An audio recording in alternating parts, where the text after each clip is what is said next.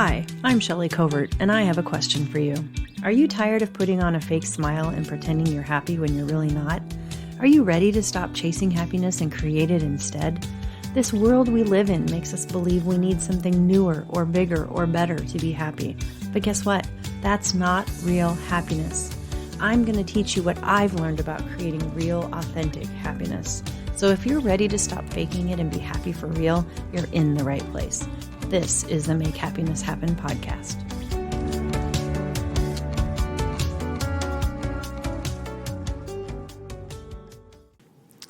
So I'm listening to this book called The One Truth.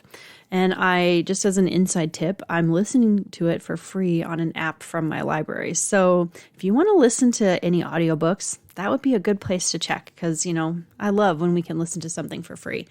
But I love listening to a book the first time because it's a way for me to kind of absorb the information before I decide if I want to actually purchase the book and then maybe kind of mark it up, highlight. I love doing all of those types of things in my books because I like to learn from them, right? But I like to listen to it first because I don't always have time to sit down and read a book, right?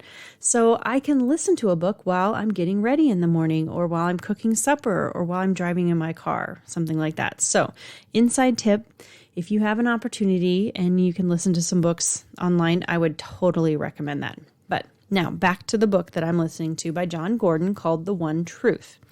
Okay, so in this book, in the first chapter, John talks about states of mind, okay? And that's hence my question, what state is your mind in, okay? So there are really two states of mind that we can be in. We can be in a low state of mind or a high state of mind, okay? Now, a lot of times we think that it's our circumstance in life or maybe an event or something that happens to us that makes us feel a specific way. Okay, like somebody said something mean to me and it made me sad, or the person driving cut me off and made me mad, or, just something like this, like, I don't know, something like that happened to us that's what made us feel a way we feel. But guess what? That's not entirely true. It's actually your state of mind that impacts how you respond or react to a circumstance or an event. Okay, so if your state of mind is low when a circumstance happens, it's going to affect you in a certain way. And it's going to probably make you feel sad or scared or anxious or overwhelmed, any of those types of feelings. Now, if your state of mind is high when a circumstance happens, yes, it's still going to impact you, but you're able to rise above it, to overcome it, and to move forward and move on. Okay, so let's use an example. So say you make a mistake. Okay, we all have made mistakes. It's a normal part of life.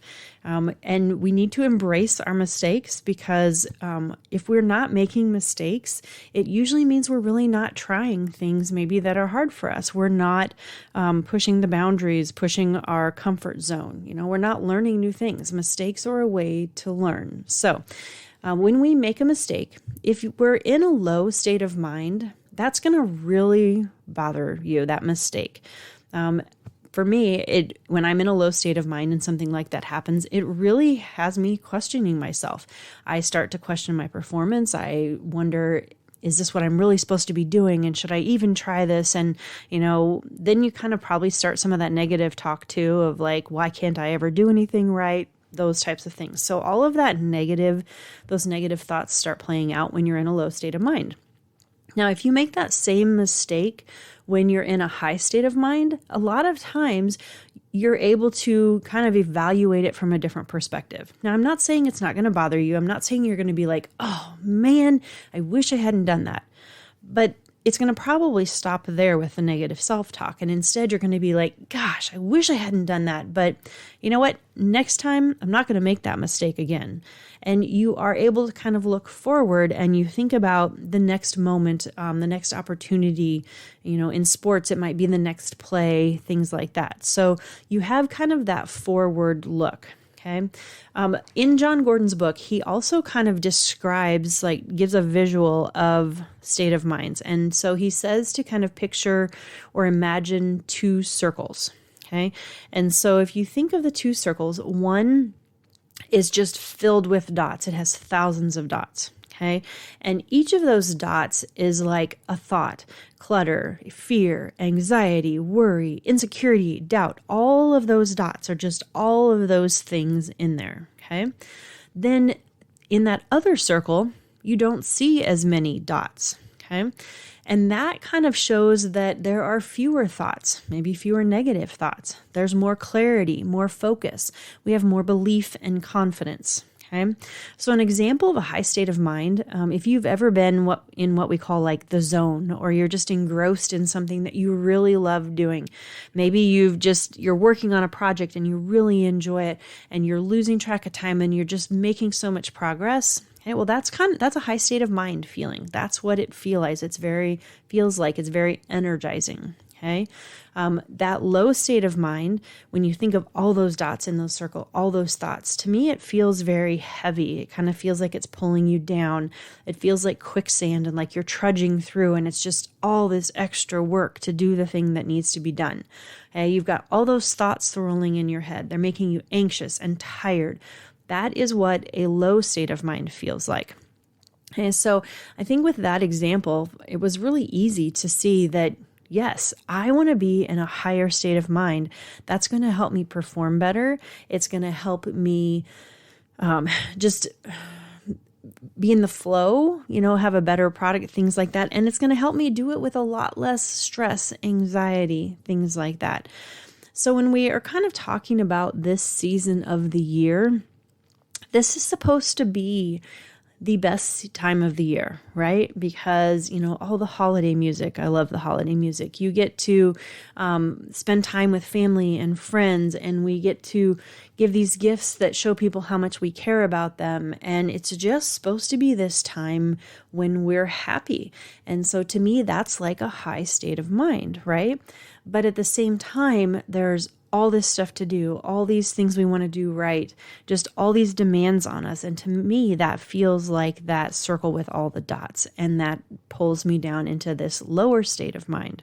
So how do we balance that out? How do we move from one to the other? So I think the first thing to really understand and accept, maybe is the better way to say it too, is that states of mind are fluid. Right? Okay, so there's an ebb and flow to our thoughts. There's an ebb and flow to life. It's not always all high moments, and then it's not always all low moments. There are good and bad. There's high and low, right? I kind of like to think of the seasons too. If you think of the high and the low, if you love summer and the sun and the warmth, that might be a high state of mind. And then kind of moving into the colder months of the year, maybe that's the low, but it's the ebb and flow. Think of plants. There are times that the plants are growing, and then there's times that they are hibernating. That's just the way life is. It is totally normal. And for us and our minds and our thoughts, that's going to be the same way as well. So when you find yourself in a low state of mind, the first thing to do is to say, this is normal. This is part of being a human. This is part of the cycle of life. Okay. This doesn't mean that there's something wrong with me or that I'm broken. It's not like I have to fix something. And so you can kind of just step back and say, okay, this is the space I'm in at the moment. There may not be a reason. You don't need to search for the answers. You don't need to keep trying to fix it. Just accept that there are times when life is ups and then life is down, right? Now, the important thing, though, is we don't want to get stuck in that low state of mind, but we also need to remember that we're going to come to those times in life, and we need to be able to navigate through them so that we can get to that next higher state of mind. And the more that you practice this over time, the more that you can accept the low and appreciate the high, the more you can kind of balance this out. I always say I used to be, or I am an emotional person. I feel my feelings very strongly. And in the past, I felt like I was on a roller coaster all the time. I would have very high highs and very low lows. And it was just this up and down and up and down. And yes, that up and down is good, but it also can be a little exhausting when, think of a roller coaster when you're going all the way to the top and then all the way to the bottom and then all the way to the top. Yes, going on that roller coaster once is probably okay, but if that's all you did over and over and over, your body probably would not feel well. So we do want to try to kind of balance these out a little bit and maybe find kind of more of a middle ground that we can go through. But that's the important thing is to understand that we are going to have both of those states of mind. And there are different times of the year where those things might happen more often. So where am I kind of going with this? Okay. Well, like I said, during this time of year, it can feel like this is a stressful and overwhelming time of year, and we can feel like there are a lot of pressures on us and all of that. And we don't want to get stuck in that space. Okay. And I think also we can see that there are people around us who may be experiencing some of those same things. So one of the things that I think is a great way to help get out of a low state of mind is to try to kind of make somebody else's day, like turn the focus away from us and turn it on somebody else. Okay. So understanding that this is a normal part of life, we are probably all feeling this.